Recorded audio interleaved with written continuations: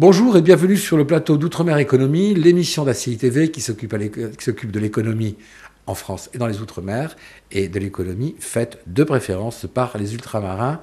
Aujourd'hui, je reçois Raoul Sodjinou. Bonjour. Bonjour. Alors, vous êtes le fondateur, le créateur, le président de Inaya. Tout à fait. Bien. On va essayer de faire un tour complet du parcours, de la création et de l'existence d'Inaya. Inaya, aujourd'hui, c'est d'abord un salon de beauté. Tout à fait. Inaya, en fait, c'est un nouveau concept de magasin qu'on a créé il y a 3 ans, Ouais. et qui regroupe en fait des univers de beauté. Donc en l'occurrence le maquillage, le soin, Ouais. les produits capillaires, et ainsi qu'un institut de beauté. Produits capillaires avec coiffeuse ou... Alors on ne fait pas de coiffure, on fait juste l'offre de produits de coiffage. D'accord, donc d'un côté, vous vendez des produits, Tout à fait. de l'autre côté, vous les appliquez. Tout à fait, en institut par exemple. Un institut. Voilà. D'accord.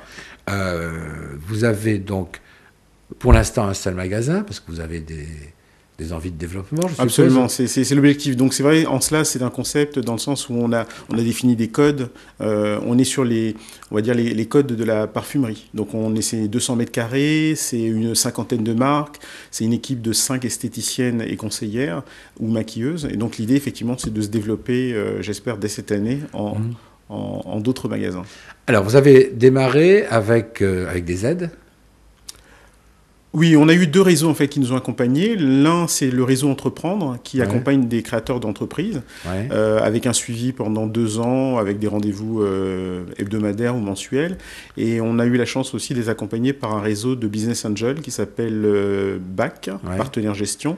Ce sont des chefs d'entreprise établis de la place parisienne qui ont cru en ce projet, qui ont décidé d'investir avec moi. Oui, qui sont des sleeping partners en fait, c'est-à-dire des gens qui vous prêtent de l'argent que vous devez leur rembourser plus tard. Tout à fait. Mais alors ils prennent une participation. Ils prennent une participation et vous rachèterez leur participation, c'est-à-dire que c'est un prêt, c'est comme un prêt, mais il n'y a pas d'intérêt, enfin c'est plus... Tout à fait, c'est vraiment des actions, c'est comme s'il avait pris des actions de ma société. Et l'idée c'est qu'on la développe ensemble et qu'ensuite effectivement s'il y a l'une ou l'autre des parties qui souhaitent céder, que la deuxième partie soit prioritaire. Bien. Vous êtes donc spécialisé dans l'esthétique ethnique, on va dire, multiculturelle, je ne sais pas comment on peut dire. Tout à fait, c'est un mot qu'on assume bien, multiethnique, il résume bien notre offre, c'est-à-dire que nous avons aussi bien des marques, je dirais, généralistes, je vais en citer quelques-unes, comme Clarins, De Cléor, Dermalogica. Ça, c'est pour toutes les femmes ? Pour tout type de peau. Et nous avons des marques, par exemple, de maquillage qui sont spécialisées, je peux citer Iman, Black Up, ou encore Fashion Fair, qui sont dans les teintes, qui sont beaucoup plus destinées à une clientèle multiethnique et plutôt afrontillaise. Peau sombre. Afrontillaise, majoritairement. Majoritairement. Ça n'existait pas.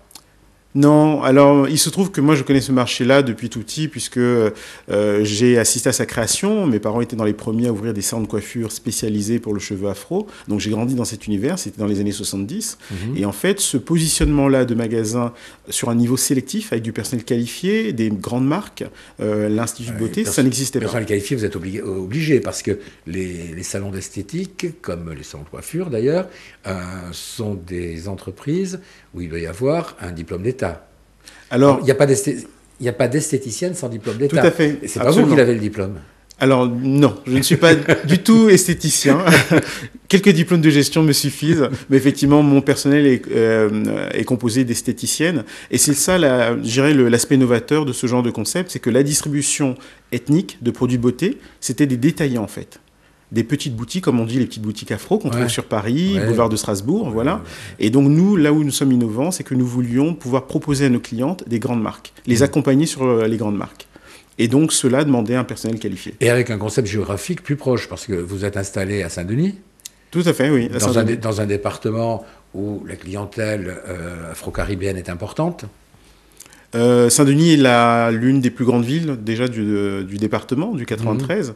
Et il se trouve que moi j'ai fait mes études à Saint-Denis, que ce soit l'IUT de gestion, que ce soit la fac un peu plus loin, Paris 8, et que j'ai grandi dans le 93. Donc naturellement j'ai souhaité en fait investir sur Saint-Denis. Puis quand la clientèle est là, c'est pas la peine qu'elle aille dans le 10e arrondissement pour acheter.